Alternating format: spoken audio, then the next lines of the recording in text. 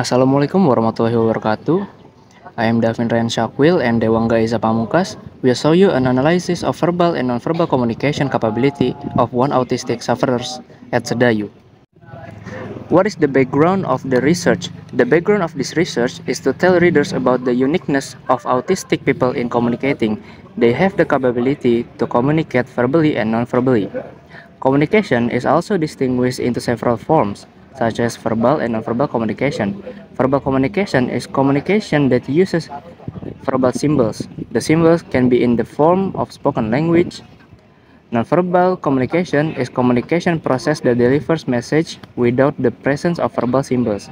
Several indicators can be used to detect nonverbal communication, namely eye and face, movement, touch, smell, distance, language, time, attractiveness, clothing, and physical environment. In the study, the researchers chooses autistic sufferers in Sedayu village because this is someone who has a speech disorder.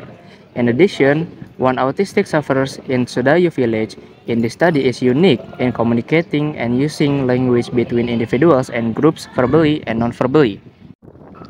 What is or are the research problems? Many people don't know the autistic people can also communicate. They just need more concentration to be able to do it. When talking to ordinary people, it is easier to receive or send message. Autistic sufferers who have language limitation and find it difficult to send or receive message. Meanwhile, what will be discussed this time is about verbal and nonverbal communication skills. One autistic sufferers in Sedayu village, namely behavioral disorder that have been present since birth. Autistic sufferers will be difficult learning language and social skill related to their environment and may also be aggressive. The physical characteristics of autistic sufferers look like those of ordinary people in general. What does the research focus on? This research focuses on verbal and nonverbal communication in autistic people. A girl named Rina is the object of this research. What is the method? The researchers use qualitative research because it analyzes data through verbal and nonverbal communication.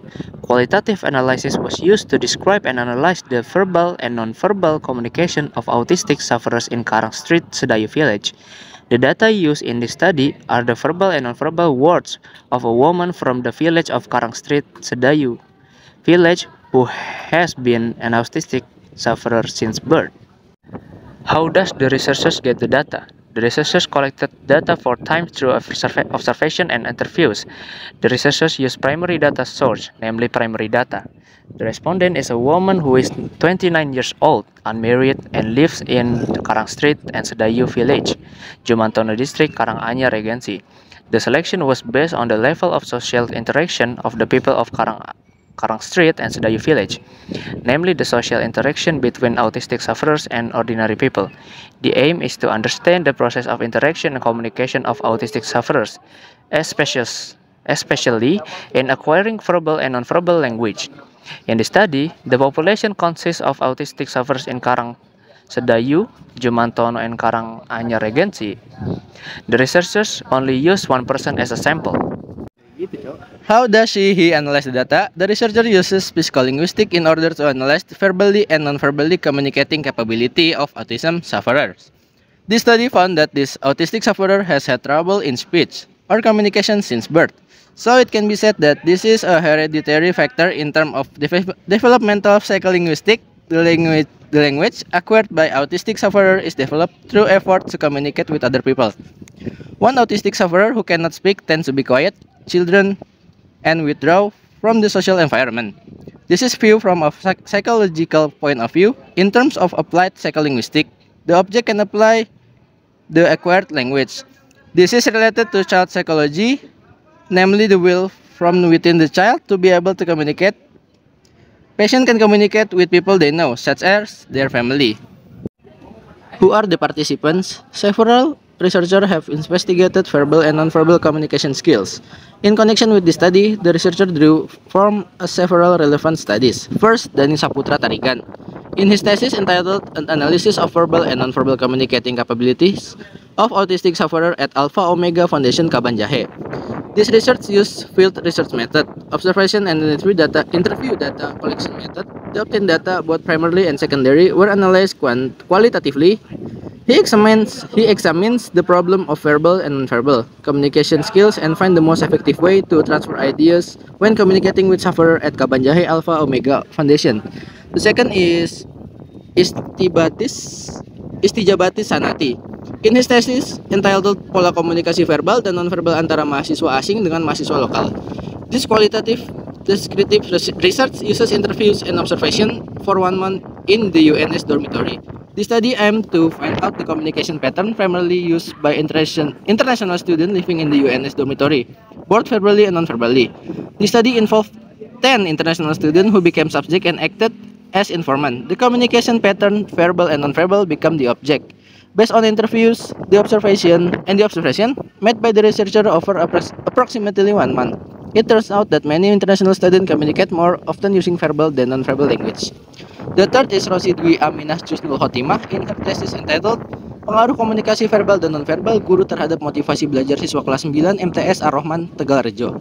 The study aimed to discuss the effect of teacher verbal and non-verbal communication on the learning motivation of grade 9 students at MTS Ar-Rahman Tegalrejo. This study uses quantitative methods with statistical techniques such as multiple regression analysis of two predictors, which aim to determine whether there is an effect of verbal and non-verbal communication of teachers on learning motivation in class 9 at MTS Ar-Rahman Tegalrejo.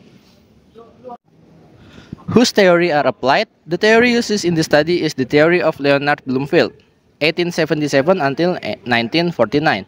This theory is a series of stimuli and responses that highlight verbal and nonverbal language behavior. How does he apply the theory? The researcher applies it by interviewing Rina. They ask her only a simple question about her daily activities, just like how they asked Rina how to get response and Rina's language behavior. Explain the analysis. The result obtained from this analysis show that people with autistic can communicate, although not as fluent as normal people. People with autism are easier to communicate using nonverbal communication. Our own conclusion. People with autism can communicate verbally and nonverbally, but there is one person who can communicate verbally fluently. They need more concentration to answer a question. People with autism usually have behavioral disorders. Give your own opinion. In our opinion, many people think that people with autism cannot communicate when in fact they can communicate. They prefer to avoid people with autism because of this, and also behavior disorder that are often carried out by people with autism. These behavior disorders are caused by a bad environment for people with autism. People in the environment of people with autism should be able to give more attention and stimulation to help people with autism.